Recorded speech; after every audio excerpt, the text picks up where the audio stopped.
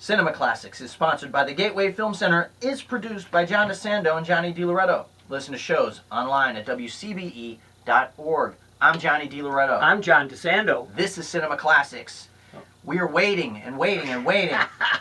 We're waiting. One word. What? Tenet. Tenet. That's right. We're waiting for the new Christopher Nolan movie. Movie nerds around the world get excited by this guy's name. He's kind of like, I don't know, would you say he's sort of the new Spielberg? Yeah, and I think that's a pretty good take. Most people who know anything about movies would say this guy is. And given the variety of his oeuvre, I would say, yeah, boy. So Spielberg is like a populist, right? He taps into these kind of like the childlike awe. He's sophisticated, obviously, and he's done so many different films, but we always get excited when there's a new Spielberg movie on the horizon. Nolan is not. He's not a populist, right? He's kind of cerebral. He is. His movies are very formal. They always have some sort of formalistic kind of approach or strategy. How is it that this guy manages to connect with audiences? In a major way, he challenges smart audience. These people will always go to his film. The others are going to be kind of looking at the more sensational parts. If you think about Memento and the change in the way in which the protagonist looks to investigate the murder of his wife, Mm-hmm. and reverses time, and he puts notes on him. This is exciting for audiences who aren't. It has to tattoo the clues to him on his body. Right. So this is fascinating. Now, however, when you get to Inception, I think that puts off people who aren't interested in the more cerebral part that you talked about. Yeah, but it was such a huge movie. I know. It was so I know. globally successful. I I know. thought we were going to see all kinds of Inception-style ripoffs. Yeah. It didn't happen. But you're right. There's something there, like even Inception. There's sort of an action movie vibe, right? Yeah. But then there's this layer of intellectual kind of pursuit, right? He's after and it's also about the way we look at movies and the way we experience movies and the way we experience action in movies and the way we relate to the characters and so on. And I think even when audience members aren't exactly as smart as the smartest members of that audience, they're intrigued by this stuff. They like to go down the rabbit hole. Is Leonardo DiCaprio in the dream or not at the end? Yeah. And some of that stuff is really fun. Now, we can't talk about him without talking about his Batman trilogy. Yeah, of course. So what about that? Post all the Tim Burton Batmans and the Joel Schumacher Batmans, which kind of put that whole franchise on hold.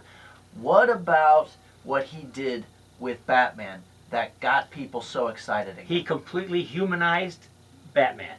He made Batman not only super, but he also made him vulnerable. And I think this is what, to me, in the three, makes the biggest difference in all of the superhero films that I've ever seen. I want to go because Christian Bale gets a hold of me and doesn't let me go. Mm-hmm. He is so troubled, and yet he is so virtuous. And because Nolan knows how to pick his villains, Mm-hmm. then I think this is what makes this the best superhero franchise ever. Right. And I also think in those movies what he did, which was really smart and fun, was that he had themes. Each one of those movies, Batman Begins, had the theme of fear and how you make fear your ally, right? The Dark Knight was about the two sides of that anarchy and a moral compass. Mm-hmm. And then The Dark Knight Rises about redemption and all that stuff. Whatever, I haven't thought that one out. But my point is, he takes these themes and he actually works them through as though they were any other movie, Mm-hmm. right? And you're right, he grounded Batman in a world that looked a lot more like the real world than, say, one of the Marvel films. And that's what's been missing, really, in all these DC movies ever since, is Christopher Nolan's magic touch. And he took, from the beginning, he took what he knew that we were as human beings interested in. What brought Batman to this? Well, let's go back and look at his childhood. And he's not afraid to do that. Not afraid to see that his man has been, his hero has been influenced by his background, by his family background. And then what I like, and what you were saying, yeah, I like so much, is that his villains represent real world villains. Yeah. If you look at Joker and Bane and so on, and look at the kind of authoritarian world they want to create, and then you look at our current authoritarian world, you could see that Nolan was way ahead. Right. Yeah. Okay. So as we gear up for Tenant, which looks really exciting. All right, but this is John David Washington. Yeah, Denzel's That's kid. And he is. It's an espionage film. Yeah, it's like apparently it's Nolan's Bond movie. He's been a big Bond fan ever since he was a kid, and obviously he's got too much of a distinctive directorial signature to direct a Bond movie. But so Tenet is his big spy movie.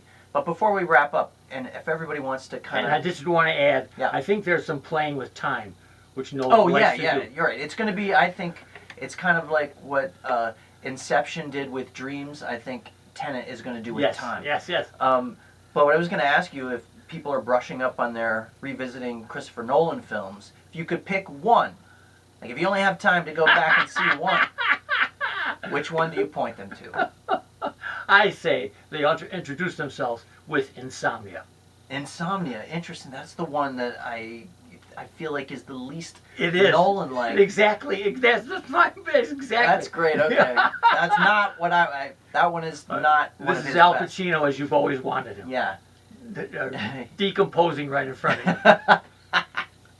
I guess I would point them to Memento, which. Oh, let's stop that. Why isn't that stopping? Okay.